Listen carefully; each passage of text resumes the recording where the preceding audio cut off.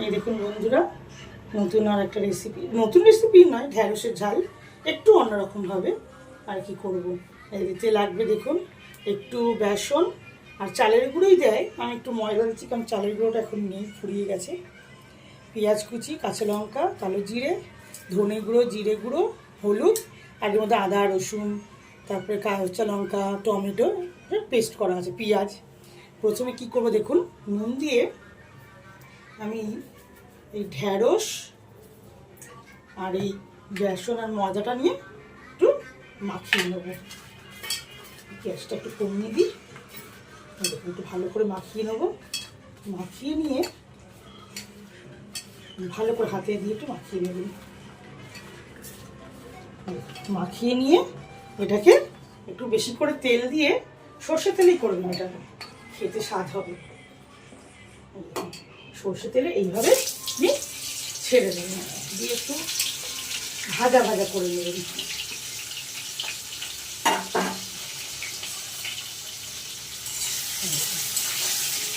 একটু 3-4 মিনিট ধরে একটু নাড়ানাড়ি করে একটু ভাজা ভাজা করে নেবেন, ভাজা ভাজা করে নেবেন। দেখুন বন্ধুরা, ভাজা ভাজা হয়ে এসছে, তবে খেয়াল করবেন যেন খুব বেশি ভাজা না হয়, তাহলে এই যে ঢ্যাঁড়সের যে গ্রিন গ্রিন কালারটা না নষ্ট হয়ে যাবে। এমনিতেই দেখবেন পটল আর ঢ্যাঁড়স বেশি ভাজা হয়ে গেলে কেমন একটা ভিজছে যেন কালার এসে যায়। সেই জন্য বলছি একটু সাবধানে ধরে ধরে রান্নাটা করবেন। এবার দেখুন এর মধ্যে ফোড়ন দেবেন, কালো জিরে, দুটো কাঁচা লঙ্কা, বেশি দিলাম না কেন, ওখানে পেস্ট করা রয়েছে, একটু কুচনো পেঁয়াজ, একটু নাড়াচাড়া করে নিই, ভাজা ভাজা হোক, 2-3 সেকেন্ডের মধ্যেই হয়ে যাবে, 2-1 মিনিট। বেশি ভাজবেন না। এবার এর মধ্যে এই যে সমস্ত মশলাটা আছে না, আপনারা নিরামিষও করতে পারেন, নিরামিষও খুব ভালো লাগে। এটা পেঁয়াজ, আদা রসুন, টমেটো, কাঁচা লঙ্কা পেস্ট করে দিয়ে দিলাম। এই মশলাটা একটু হতে থাকবে, হোক, এটা হতে হতে হতে হতে একটু সময় লাগবে, একটু জল বেশি পড়ে গেছে এর মধ্যে। তারপরে দেখুন ওটার পরে এই যে শুকনো যে গুঁড়ো মশলাগুলো ছিল সেটা আমি একটুখানি জল দিয়ে পেস্ট করে নিয়েছি। ওটা হয়ে গেলে একটু তেল ছাড়লে এই মশলাটা দিয়ে দেবো।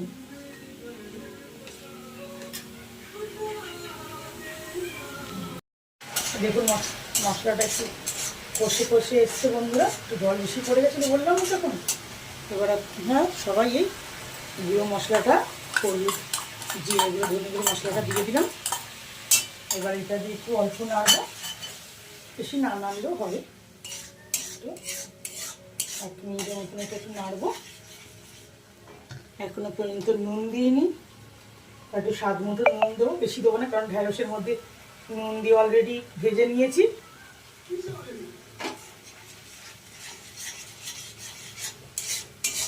দেখেছেন কিরকম ঘন ঘন হয়ে যাচ্ছে।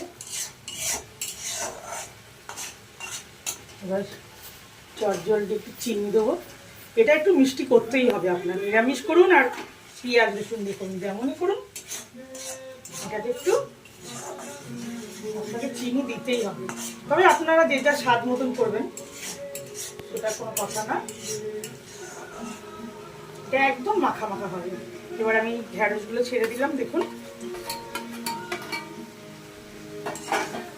জল দিয়ে আপনারা জল দিতে পারেন, একটু হাতের জল না দিলে নাও দিতে পারেন, কেন অলরেডি এটা ঢ্যাঁড়সটা ভাজা আছে, আপনার অর্ধেকে বেশি তো হয়েই গেছে নরম।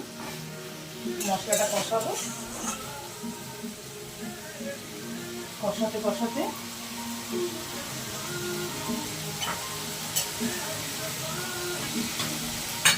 আমি মশলা ধোয়ার জলটা একটু দিয়ে দেবো, আর বেশি জল দেবো না,